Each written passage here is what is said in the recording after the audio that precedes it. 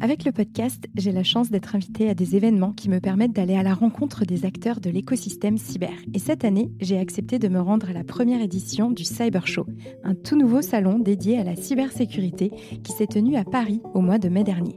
C'était la première fois que j'avais un petit stand juste pour mon podcast. J'y ai installé 2 micros et j'ai invité le public à venir raconter des histoires vécues, des anecdotes en lien avec leur métier dans la cybersécurité. Comme ça, en plus de découvrir le podcast, ils pouvaient directement y participer. C'était super sympa, j'aime beaucoup aller à la rencontre de mon public et le concept a eu beaucoup de succès. Mon stand n'a pas désempli de la journée et je n'ai pas eu une seule seconde à moi. Et si les gens restaient si longtemps sur mon stand, ce n'est pas seulement parce que c'était super intéressant d'écouter les histoires cyber de tout le monde, mais c'est aussi parce que l'exercice s'est avéré plus complexe que prévu. Parce qu'avant de raconter une histoire cyber, il faut bien penser à respecter quelques critères d'anonymat pour ne pas dévoiler de secrets professionnels. Donc souvent, les gens ils sont venus en me disant « Ah oui, j'ai une super histoire à te raconter, Leslie ». Et puis après, c'était « Ah finalement, non, en fait, j'ai pas le droit de te la raconter et je trouve pas de moyen de la raconter autrement, donc ça ne va pas être possible ». Donc c'était parfois un peu frustrant de ne pas pouvoir divulguer certaines histoires, car elles permettent d'apporter du concret au quotidien de nos cyber-héros que l'on imagine trop souvent dans une cave en train de coder dans le noir.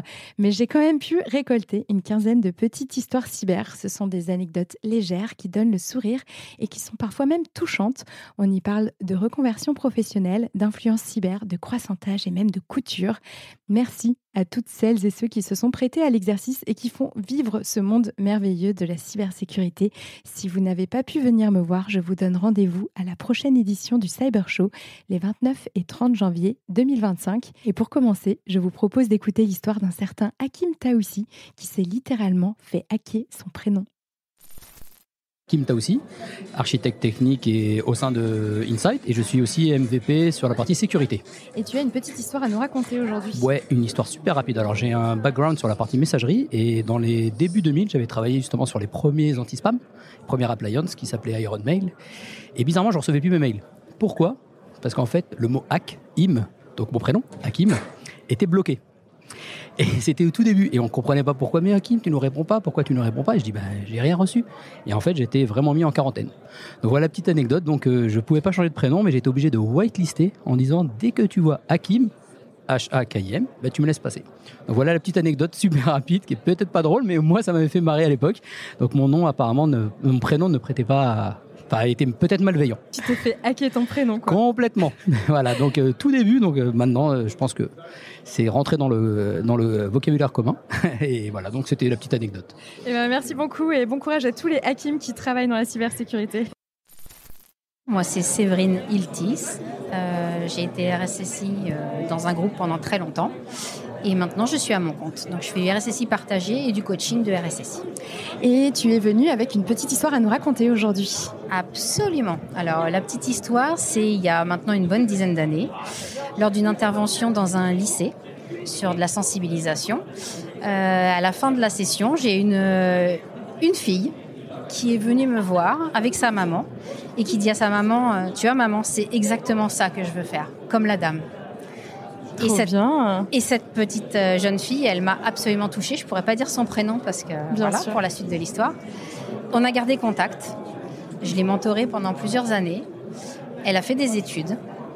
Elle est rentrée dans le monde de la sécurité, dans le monde de la cyber. Elle a changé 3 fois de société. À chaque fois, elle m'appelle en me disant « Séverine, est-ce que tu penses que c'est bien pour moi ?» etc. Et la cerise sur le gâteau, c'est pour ça que je voulais te la raconter, c'est qu'il y a 6 mois, elle m'a appelée, elle m'a dit « J'ai une grande nouvelle, je vais devenir RSSI et c'est un peu grâce à toi. » Ah, j'aime beaucoup cette histoire. Bravo pour ce beau coaching professionnel. Voilà. Bravo pour ta capacité à susciter des vocations pour ton très beau métier. C'est surtout pour montrer que les femmes, les filles, peuvent faire de la cyber. Ils ont toute leur place dans le monde de la cyber. Absolument. Merci beaucoup Séverine pour ton témoignage. Et bon salon, à bientôt. À bientôt. Sylvain Cortès, je travaille en tant que VP de la stratégie chez Acuity. Donc VP de stratégie, ça va à peu près tout et rien dire, mais pour faire simple, j'essaie de travailler sur l'adéquation entre les demandes des clients et l'évolution du produit. Parfait. Et tu as aujourd'hui une petite histoire à nous raconter. Oui, alors liée à la cyber et plus précisément à sensibilisation de la cyber, même pour des gens qui sont travailleurs dans le secteur de l'IT. Alors, elle date, cette anecdote, il y a environ une vingtaine d'années, même un peu plus, 25 ans. J'étais en mission Active Directory chez un grand compte français, que je ne nommerai pas bien évidemment. Et donc, on avait une équipe IT qui s'occupait de l'AD, et qui faisait plein de choses autour de l'AD, et de la sécurité notamment. Et puis, on avait un collègue dans l'équipe qui avait la fâcheuse mauvaise habitude de partir à la machine à café sans verrouiller sa session. Donc, évidemment, nous, on était quand même un peu sensibilisés côté cyber. Et on lui disait, il faut verrouiller ta session. Et puis, un jour, il part à la machine à café. Et puis, je sais pas pourquoi, me vient une idée un petit peu débile, mais qu'on a implémentée immédiatement parce que ça a vite fait rire les collègues. On avait la main évidemment sur l'Active Directory, donc j'ai pris un screenshot de son bureau avec les icônes, avec le menu démarrer, arrêter, etc. J'ai récupéré le JPEG et ensuite j'ai fait une GPO. J'ai déployé en fait ce fond d'écran sur sa machine en tant que fond d'écran et on a désactivé toutes les fonctions un petit peu avancées, type clic droit, etc. Donc il est revenu de la machine à café et évidemment il cliquait sur ce qui semblait être des icônes mais qui était en fait une image, donc ça marchait pas beaucoup.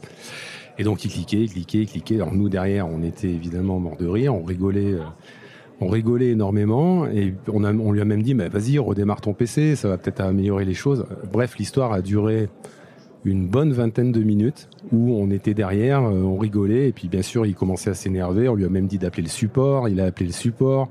Le gars au support n'y comprenait rien parce qu'il a pris la main à distance de la machine, lui non plus n'arrivait pas. Donc voilà, une bonne vingtaine de minutes de rigolade pour rappeler au final à quelqu'un qu'il faut verrouiller sa session quand il s'en va. Une autre manière de se faire croissanter, comme on dit dans le milieu. Exactement. Merci beaucoup Sylvain pour cette belle histoire. Bonjour, Lena Jakubovic, ingénieure avant-vente chez Arfanglab, éditeur européen de solutions d'EDR. Tu as une petite histoire à nous raconter aujourd'hui. Oui, tout à fait. On était en fin de POC avec un acteur du public, une commune dans le nord de la France. Il testait la solution Arfanglab. Et sur le même temps, en parallèle, ils se sont fait attaquer sur tout un périmètre. Et donc, la plupart de leurs postes de travail et serveurs ont été compromis.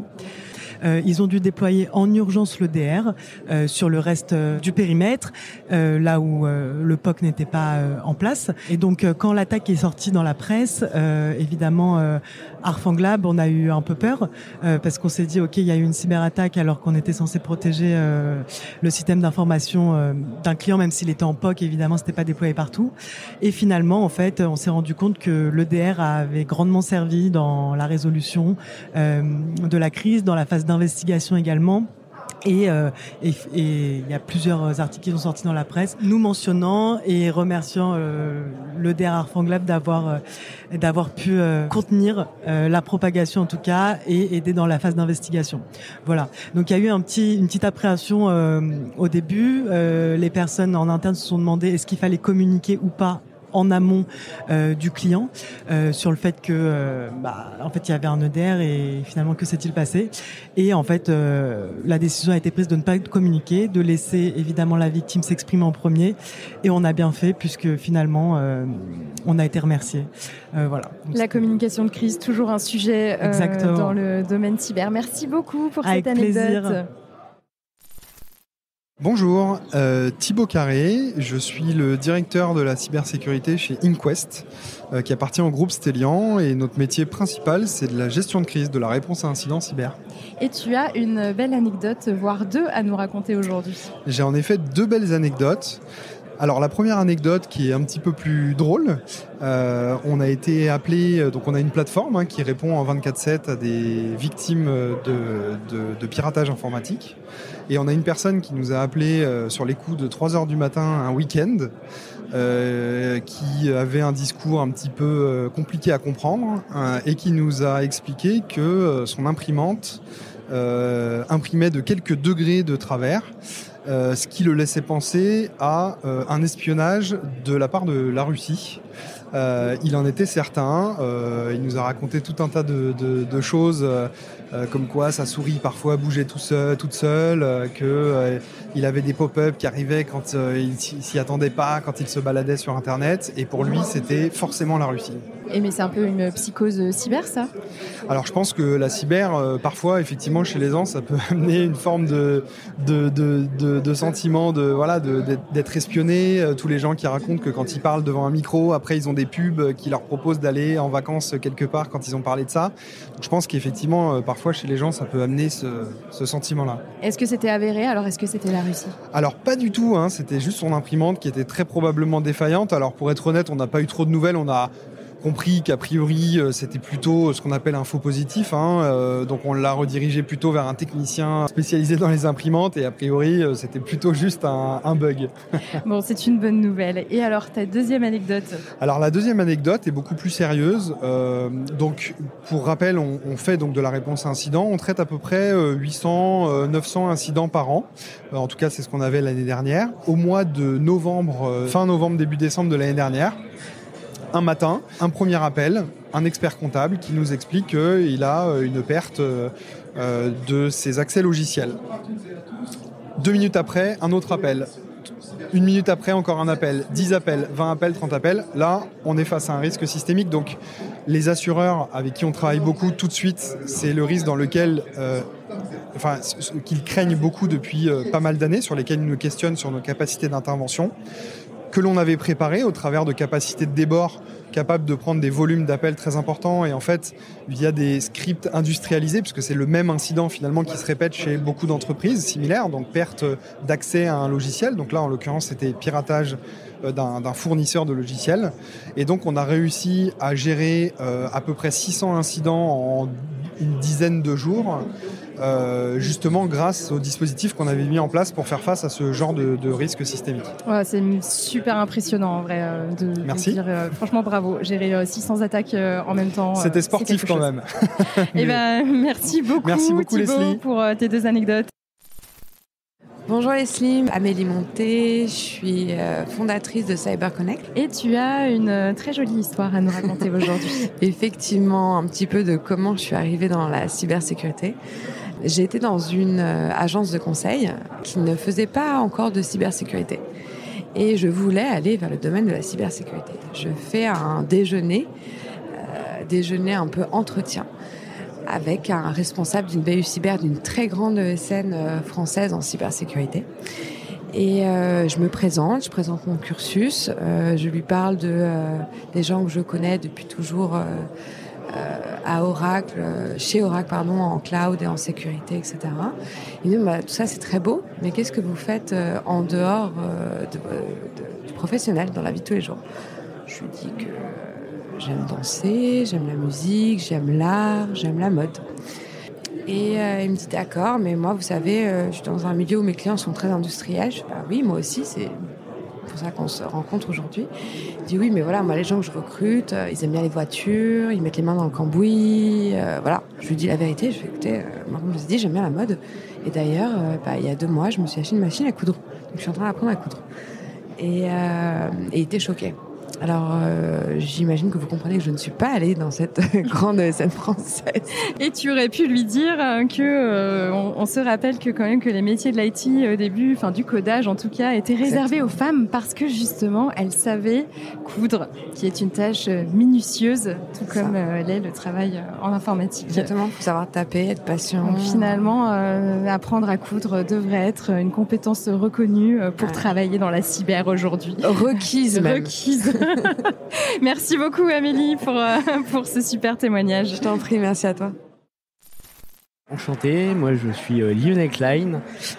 J'ai commencé ma carrière en tant que consultant en cybersécurité sur les aspects plutôt fonctionnels, donc sur la GRC, gouvernance, risque et conformité, et également la sécurité opérationnelle, où je gérais en fait tout ce qui était scan de vulnérabilité et campagne de pentest pour un grand groupe français. Tu as aujourd'hui une anecdote cyber à nous raconter. Au début de ma carrière, on m'avait conseillé de poster de temps en temps des articles, des petites anecdotes sur LinkedIn. Donc j'ai commencé à le faire, mon compte n'était pas viral entre guillemets. Et du coup, un jour, j'ai fait un post sur un cloud souverain qui en réalité n'était pas souverain. Il utilisait la technologie Microsoft. Et donc forcément, si on utilise une technologie qui n'est pas de notre pays ou de notre continent, on peut pas dire qu'il est souverain. Et ce post a été complètement viral. Je m'y attendais pas du tout et en fait j'ai eu plus de 4000 likes sur le post. Et en fait je regardais pas du tout mes métriques sur LinkedIn. Et en fait c'est des amis de ma femme qui m'ont dit mais en fait t'es une star sur LinkedIn etc. Et depuis ce jour-là en fait mon compte LinkedIn est devenu un peu plus viral. Et donc j'ai aujourd'hui quand même une grosse communauté qui me suit. Et donc aujourd'hui j'ai plus de 36 000 abonnés sur LinkedIn qui suivent mes aventures cyber. Et t'avais lancé quand ton post viral, c'était quand ? C'était fin 2019, début 2020. Voilà, donc en 4-5 ans, on peut se retrouver avec 30 000 followers sur LinkedIn sans l'avoir forcément cherché. Et merci beaucoup Lionel pour ton histoire et je te souhaite un très bon salon et merci. Je te dis à bientôt. À toi aussi, à très bientôt. Je m'appelle Yuna Chasben-Tabed, je suis ingénieure sécurité réseau chez Solvay et je suis assez maintenant, je commence un petit peu à faire du bruit sur LinkedIn. Oui, avec des posts sur le hacking. Mais tu vas nous raconter justement comment tu en es arrivé là. C'est une sacrée histoire. Je n'étais pas vraiment destinée à faire de la cyber, je crois. Moi, à la base, je travaille pour des ONG. J'étais prof de yoga. J'ai beaucoup voyagé dans le monde, donc très très loin des PC, de l'IT. Et il y a 1 an et demi, mon conjoint, qui est ingénieur sécurité réseau, m'a fait lire ses cours de réseau. Et que je cherche des fautes parce que je suis une très bonne littéraire à la base. Donc j'ai lu, j'ai rien compris. Alors rien du tout, l'adressage IP, tout ça, un monde quoi. Et du coup, je me suis dit, moi j'aime bien quand je comprends pas.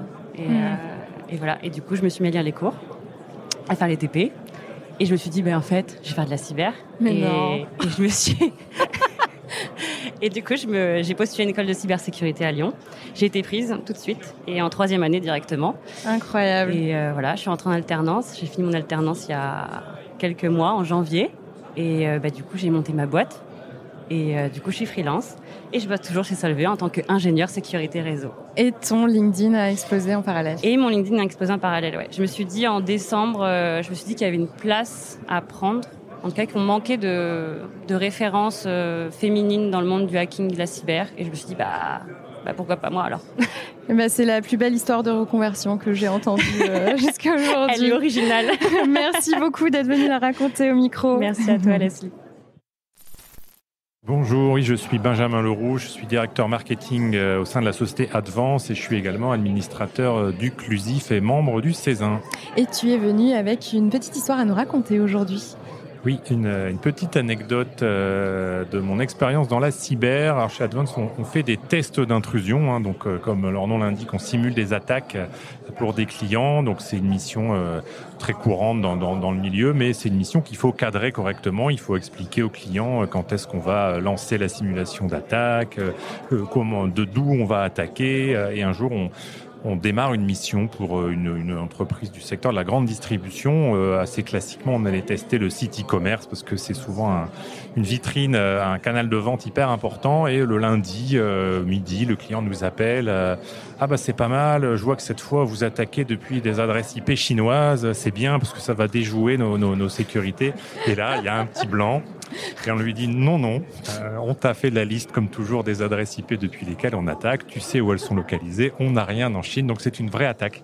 Et voilà, donc ça n'a pas été très grave, ça s'est très bien terminé, c'était une petite scan, quelque chose de pas trop méchant, mais le hasard du timing a fait qu'on a eu tous un petit peu peur, il y a eu juste un test d'intrusion, il n'y a pas eu de réponse à incident. Mais voilà, les joies du direct, on a eu cette intrusion en même temps qu'une intrusion simulée. C'est marrant ça, est-ce que les hackers savent qu'il y a des tests qui sont réalisés, ils en profitent pour attaquer en même temps? Je sais pas, en tout cas, ça nous, brûle les pistes, hein. on leur partage pas leur planning, mais ça me fait penser au fait que, par contre, on constate qu'ils attaquent quand même le vendredi ou le samedi, aux horaires pas pratiques par rapport aux disponibilités et l'état de fatigue des équipes. Merci beaucoup Benjamin d'être venu partager cette petite anecdote. Merci beaucoup. Je m'appelle Nassim Rab, je travaille chez Logpoint, qui est un éditeur de solutions de SIEM européen. Et donc, je suis responsable commercial régional pour Logpoint. Et vous avez une petite histoire cyber à nous raconter aujourd'hui. Oui, alors une anecdote qui est à la fois cyber et à la fois conformité, puisque ce sont deux sujets en général qui vont de pair. Et donc c'est une anecdote qui concerne les applications métiers. Et donc je vais citer un de nos clients centre hospitalier qui utilise un logiciel qu'on appelle de DPI dans son système d'information, qui est un logiciel qui va gérer la vie du patient de son entrée à sa sortie. Ça veut dire dossier patient informatisé. Donc ce logiciel répertorie ses coordonnées administratives, également les praticiens qui ont pu intervenir avec le patient ou les médications, tout est géré avec ce dossier. Et très souvent, on se rend compte que des applications métiers de ce type sont de véritables boîtes noires finalement. On les utilise, elles sont le parent pauvre de la cybersécurité parce qu'il n'y a pas d'approche spécifique pour ces solutions métiers. Donc notre client du centre hospitalier nous a demandé s'il était possible de collecter, de stocker, d'analyser les logs de ce logiciel DPI et de les comparer surtout avec d'autres logs, ce qu'on a pu faire ensemble. Et donc on s'est rendu compte, le client s'est rendu compte de deux éléments clés que je voulais justement citer aujourd'hui. Le premier, c'est que avec l'analyse des logs, il a apparu très clairement qu'il y avait un praticien qui avait accès à des dossiers patients qui ne le concernaient pas. Donc c'est un bris de glace évident qui a donné lieu d'ailleurs à une lettre d'avertissement au praticien. Et la deuxième anecdote la plus drôle et intéressante, notre client s'est rendu compte que le dossier patient des collègues, lorsqu'ils étaient hospitalisés, pouvait être consulté plusieurs centaines de fois. Donc c'est quelque chose dont on ne se rend pas compte, on s'en doute toujours, mais on ne s'en rend pas compte. Et là, on est vraiment à la croisée des chemins entre la cybersécurité, parce qu'il est nécessaire pour ces DPI d'avoir un contrôle d'accès, un contrôle des profils, un contrôle des informations, des données qui vont être consultées. Et on est également sur la conformité, parce que c'est totalement illégal. Et donc seules les personnes autorisées doivent manipuler ce logiciel DPI. Donc c'était une anecdote intéressante. Bah oui, merci beaucoup. Et puis le message est bien passé. Donc les données de santé, il faut bien vérifier où est-ce qu'elles sont stockées et Absolument. qui a accès à ces précieuses données qui sont des plus personnelles. Merci beaucoup pour cette belle anecdote. Je vous en prie.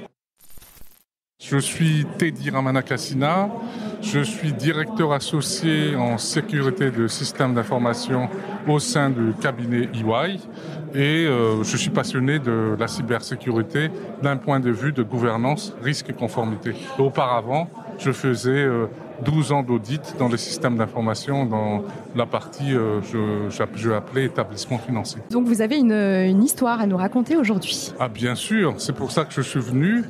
Dans le cadre de l'audit, en tout cas pour ceux qui nous écoutent, on va faire une enquête, une analyse de ce qu'on appelle le contrôle interne. Et par la suite, on a des constats et on doit le présenter à un membre du COMEX, du comité exécutif. Il m'est arrivé dans mon entreprise précédente où on va présenter les constats qui sont liés autour de la cybersécurité, autour de le plan de continuité d'activité. Et en tout cas, la personne était en voiture. Et donc, ils ont dit, allez-y, présentez vos constats. Et quand j'ai énoncé les constats avec le niveau de risque, il a failli faire un accident. Et il est resté, je vais prendre le volant, je vais m'arrêter parce que finalement, ça engage une responsabilité du dirigeant, une responsabilité à la fois pénale et opérationnelle. Et donc, c'est pas quelque chose qu'il faut prendre à la légère. Donc, il s'y attendait pas du tout, en fait. Il s'y attendait pas du tout qu'il avait une telle responsabilité si quelque chose arrive et puis s'il y a comment on peut dire ça, une interruption de l'activité d'un point de vue du cyber, c'est quelque chose qui est important. En morale de l'histoire, ne pas annoncer des mauvaises nouvelles au volant. Tout à fait, oui. Et merci beaucoup, Teddy, pour cette jolie histoire. Bonne journée et bon salon. Merci à vous, bonne journée. Patrice Gomi, société Retarus. Et tu as une histoire aujourd'hui à nous partager. Alors oui, une histoire que peut-être d'autres personnes peuvent connaître. Donc il y a de cela maintenant 2 ans, un de nos clients a été attaqué, il a perdu sa messagerie. Alors en fin de compte, c'est pas sa messagerie qui a été attaquée, c'est O365 qui est tombé pendant 2 heures. Et c'est un transporteur routier. Et donc pendant 2 heures, il n'a pas pu livrer puisque les camionneurs ne recevaient pas les mails avec le bon de livraison. Donc 400 camions sur le bord de la route, donc ça coûte un peu cher en termes de dédit, parce que si c'est des boulons de 12, il n'y a pas forcément de dédit, mais si c'est des frais, ça coûte cher. Et il a dit plus jamais ça. Donc voilà, donc maintenant il a une solution de ce qu'on appelle de cyber-résilience. Mais l'histoire est courte, effectivement. Les gens nous disent oui, mais 2 heures, c'est pas bien grave. Alors oui, effectivement, 2 heures, parfois, c'est pas bien grave si tout le monde était à la machine à café. Si l'entreprise n'en a pas besoin, pas de problème. Mais on a également d'autres clients, alors à qui ce n'est pas arrivé, heureusement, mais qui sont effectivement sur de la cyber-résilience, les hôpitaux. Un hôpital, pour faire tourner un hôpital, ce sont les infirmières qui gèrent le planning. Voilà, si ces personnes-là ne reçoivent plus les mails pour gérer le planning, l'hôpital s'arrête. Donc il y a dans toutes les entreprises, même les toutes petites PME, PMI, nous on a un client pareil, c'est 2 personnes qui sont abonnées à service, sont les 2 personnes qui mettent, c'est une PME qui fabrique des objets métalliques, et il faut qu'ils livrent, et à la fin de la journée, il faut mettre les cartons dans la petite camionnette pour livrer le client. Si ces 2 personnes-là ne reçoivent plus les mails de leurs clients pour savoir où est-ce qu'il faut livrer et quand il faut livrer, là c'est pareil, ça peut être le drame, surtout dans des PME, PMI où le chiffre d'affaires se compte tous les jours, quoi. Donc voilà, quelques petites anecdotes qui font que dans la vraie vie, comme on le dit, la cyber-résilience, c'est vraiment quelque chose de très très important. Merci beaucoup Patrice. Mais de rien, avec plaisir. D'être passé me voir pour me raconter tes petites histoires. Merci. À bientôt. Au revoir. Je suis Guillaume Alexandre Chézy, cofondateur et CEO de la startup Chimère. Qu'est-ce que vous faites chez Chimère ?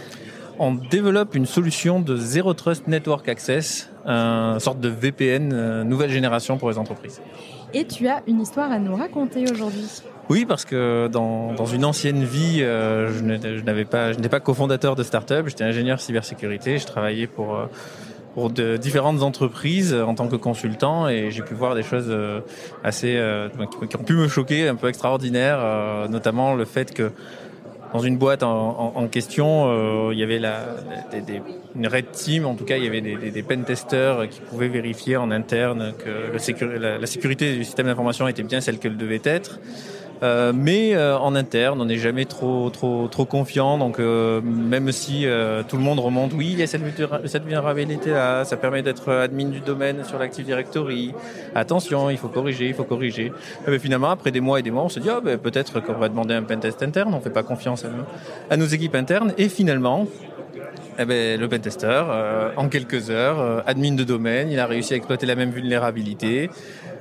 Il donne son rapport, le rapport remonte jusqu'à la direction. Mais comment ça se fait ? Vous n'avez jamais vu ça ? Pourquoi j'ai une équipe Red Team alors que le pentester a pu le trouver en quelques heures ? Donc drame total. Et c'était assez marrant de voir ça de l'extérieur, dans le sens où des fois on se dit c'est pas forcément prioritaire. C'est peut-être un coup de chance. Il avait des accès, il connaissait bien le système, il connaissait bien ses failles, justement, il connaissait tout. Mais finalement, même un pentester en black box, en externe, pouvait aussi devenir admin du domaine assez facilement. Merci beaucoup pour cette histoire, Guillaume. Merci. Bonjour, donc je m'appelle Julien Bijac et je suis directeur exécutif chez Baker Tilly Digital. Et mon job, c'est d'accompagner des clients dans le renforcement de leur posture cyber. Et tu as une petite histoire à nous raconter aujourd'hui. Oui. Il y a quelques années, je travaillais pour une industrie, bien sûr, je ne vais pas la citer, de plusieurs milliers de personnes. Et on était en plein exercice de crise cyber avec la direction générale, quelques métiers représentatifs et la DSI. Et au sein de la DSI, donc, il y avait un admin système ou réseau, je ne sais plus trop, peu importe. Et donc l'objectif de l'exercice, c'était de tester à la fois la gestion de crise avec le métier et le pouvoir décisionnel, les procédures de contrôle en métier et bien sûr la procédure de reconstruction de l'infrastructure IT, dont l'Active Directory. Et ce qui m'a marqué, c'est que ça se déroulait plutôt bien. Et tout d'un coup, on dit il faut appliquer le plan de reprise, il faut reconstruire l'Active Directory. Et donc c'est des gens qu'on avait formés en amont, ils avaient écrit eux-mêmes la procédure, enfin c'était des sachants. Et donc l'admin, je me rappelle, il prend la procédure, il nous regarde, l'équipe projet en animé, et il est devenu tout blanc. Mais blanc, c'est-à-dire comme un cachet d'aspirine. Il a bloqué, il a frisé, il ne pouvait plus rien faire. Et pourquoi ? Est-ce que tu peux expliquer ? Je pense que c'était hyper intéressant parce que quand on dit toujours la sécurité, c'est pas qu'une entreprise, c'est pas un sujet technique, ça concerne toute l'entreprise. Là, il y avait une salle de réunion où il y avait tout le monde. Il y avait deux cellules de crise, et donc il y avait des gens qui se parlaient jamais avant. La direction générale comme une société de plusieurs milliers de personnes et l'admin en charge de reconstruire l'Active Directory. Et je pense qu'il n'était pas habitué. Et pourtant, c'était pas une crise, c'était un exercice. Et il a bloqué. Comme quoi, ça peut être vraiment traumatisant de perdre son Active Directory, même quand c'est juste un exercice. Exactement. Eh ben, merci beaucoup, Julien, pour cette anecdote. Merci à toi. Et bon salon. Moi, je suis RSSI sur une société d'informatique et j'ai une petite anecdote à raconter concernant une cliente. Eh ben, on t'écoute. Merci beaucoup. Alors, pour ne pas la nommer, elle s'appelle Elodie. Et Elodie m'appelle un peu paniquée, secrétaire de direction, un gros groupe immobilier, qu'elle n'arrive plus à se connecter sur sa messagerie. Plutôt banal, plutôt classique. Je lui demande de confirmer, savoir si elle reçoit bien ses mails sur Outlook. Elle me dit oui, j'ai bien ton mail. Elle me dit ça fonctionne, mais pourtant quand j'essaye de me connecter avec mes codes, ça ne marche pas. J'essaye d'aller un petit peu plus loin. Dans quelles circonstances j'ai besoin de me connecter en web sur ma messagerie et ça ne veut pas. Bon, je vais réessayer, je te rappellerai si ça dure. Elle me rappelle 5-10 minutes après, totalement affolée. Elle me dit on doit avoir un gros problème de messagerie parce que figure-toi que le directeur de l'entreprise ne peut plus non plus se connecter à sa messagerie, ne reçoit plus mes mails et reçoit des messages d'alerte réclamant une rançon. Ouh là là. Je deviens un petit peu plus sensible sur le process et j'essaye de comprendre ce qui a pu se passer. Donc, dès lors où elle m'explique qu'elle a essayé de se connecter sur un service de messagerie après avoir reçu un mail, je me dis, oula, ça sent le phishing. La secrétaire de direction a fourni à peu près tous les codes qu'elle pouvait fournir aux hackers. Son code, celui du directeur, l'email du directeur, son mot de passe de messagerie, ses mots de passe de banque, ses mots de passe d'accès sensible. En l'espace de 5-10 minutes, le hacker avait tout et s'est empressé de se connecter sur l'ensemble des comptes, de réinitialiser les mots de passe et de reprendre la main sur tout, en réclamant bien sûr une rançon pour récupérer les informations et pour qu'il ne les communique pas et qu'il ne publie rien. Donc voilà la petite histoire. Donc ça tient à rien des fois, juste un simple mail, une simple demande de code, et sur le moment, pas la pertinence de se dire peut-être qu'en fait elle est victime de phishing. Et on était bien là. Eh ben merci pour ce beau message de sensibilisation. Bonjour, donc je m'appelle Séverine Meunier. Alors j'ai plusieurs casquettes. Je travaille chez Airbus dans une partie Defense and Space. Je suis également réserviste opérationnel et spécialiste au Com CyberEmi. Je suis également membre de plusieurs associations féminines qui sont le Women for Cyber France, pour le chapitre France, pour le CEF6 également. Donc il y a énormément de... Magnifique, merci beaucoup pour cette présentation très complète. Et tu es venu aujourd'hui pour me raconter une petite histoire. Tout à fait. Alors, quelqu'un était venu passer des entretiens. Et donc lors de ces passages d'entretien qui étaient très très solennels et très formels chez un grand constructeur étranger, donc avec quelque chose assez rigide, etc., très, très bien organisé, et la personne qui était en face ne rentrait pas dans les cases. Donc pour ceux qui me connaissent, j'aime bien aussi les gens qui ne rentrent pas dans les cases, et je me dis il faut absolument qu'on prenne cette personne-là parce qu'elle a toutes ces incompétences que l'on peut apporter dans un groupe plutôt classique, donc plutôt typique. Et donc cette personne n'a pas été prise parce qu'elle ne rentrait pas dans les cases justement, et qu'il fallait quelque chose, toujours des silos et des choses très consanguines, ce qui a fait perdre beaucoup d'avance à la France, alors qu'on a un vivier de compétences qui est absolument incroyable, parce que ces gens ne rentrent pas dans les cases, n'ont pas le bon diplôme, la bonne école, la bonne région, etc. etc. Et en fait, ce qui s'est passé, cette personne a été tellement... Elle était tellement convaincue qu'elle devait rentrer à l'intérieur qu'elle a fait de l'OSINT. Donc à l'époque, ça s'appelait pas, on ne le faisait pas encore comme ça. Et donc elle a multiplié les surfaces d'exposition du PDG, du directeur des ressources humaines, enfin de toutes les personnes qui étaient là. Et du coup, avec ce système d'analyse de sources ouvertes, elle a fait tout son fichier et elle a fait vraiment du renseignement. Et elle a commencé à distiller un certain nombre de données, d'infos très gentilles, parce que cette personne il ne le savait pas encore, vraiment un hacker éthique. Et donc ça a un peu bouleversé la structure, qui a revu peut-être un peu ses positions. Et grâce à lui, on a commencé à accepter des profils un petit peu différents. Alors au début, il ne fallait pas que ça soit trop visible, parce qu'on ne sait jamais, il vaut mieux avoir les personnes plutôt classiques. Et cette personne a continué à progresser jusqu'à lancer justement des tests de pénétration ensuite pour des histoires d'assurance, un petit peu aux États-Unis maintenant. Donc une belle histoire, je trouve, de quelqu'un complètement atypique et qui, grâce à sa vision des choses qui était différente, a pu progresser avec un petit coup de pouce. Voilà. Merci beaucoup pour ce beau témoignage. Et puis on pense à tous ceux qui veulent se lancer dans la cyber et qui n'osent pas parce qu'ils n'ont pas forcément le diplôme. Mais en fait, aujourd'hui, c'est possible. Voilà, c'est le mot d'ordre. Il faut oser, n'accepter personne, que personne vous dise ce que vous devez faire, là où vous devez aller. Prenez en compte, en tout cas, écoutez, tirez expérience, mais faites-vous confiance, c'est la priorité. Et les métiers de demain, les fonctions, les missions, la plupart des gens ne les connaissent pas. Il faut continuer et faites-vous confiance, croyez en vous, sinon personne n'y croira à votre place. Et on apprend tous sur le terrain. Exactement. Merci beaucoup Séverine, à bientôt. Merci. Et bon salon. Merci à tous d'avoir suivi cet épisode du Monde de la Cyber. Si vous êtes arrivés jusqu'ici, c'est que vous commencez à bien accrocher à ce podcast. Alors si vous voulez découvrir les coulisses et être au courant de toutes les actus, je vous donne rendez-vous sur notre compte Instagram, Le Monde de la Cyber.